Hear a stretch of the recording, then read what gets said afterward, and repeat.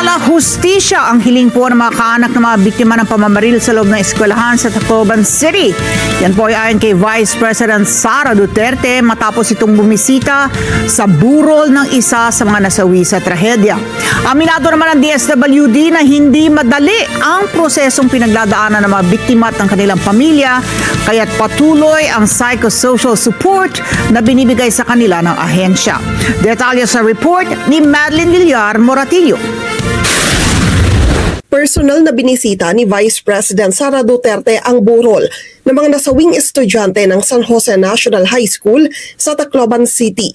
Nagpaabot ng taos-pusong pakikiramay ang Vice Presidente sa naulilang pamilya ng mga nasabing estudyante na biktima ng nangyaring shooting incident sa kanilang eskwelahan.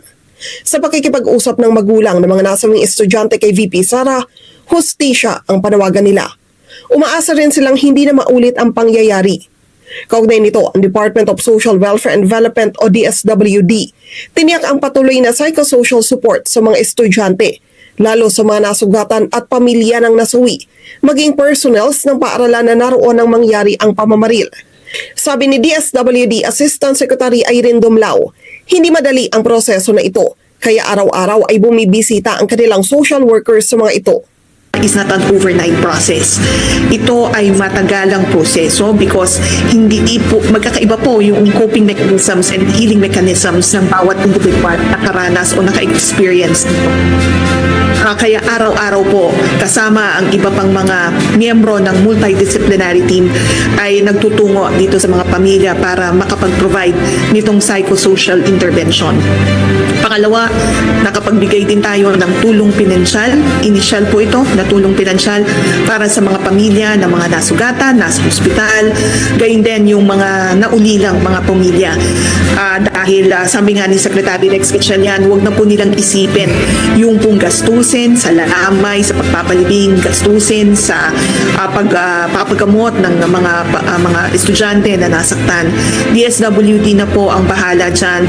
Mag-focus po sila doon sa pagtugon sa iba pang pangangailangan ng kanilang pamilya and tulungan pa rin natin sila doon sa healing process hanggang sa sila nga po ay makarecover from this very tragic incident. Kailangan anyang magawa ito ng tama para magka-recover din psychologically, lalo ang mga estudyante.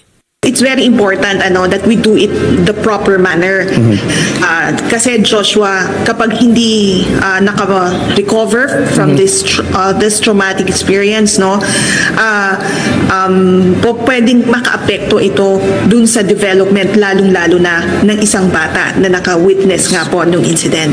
So maaring araw-araw hindi siya makapag-perform ng maayos, hindi siya makapunta sa paaralan, hindi makapag-aral.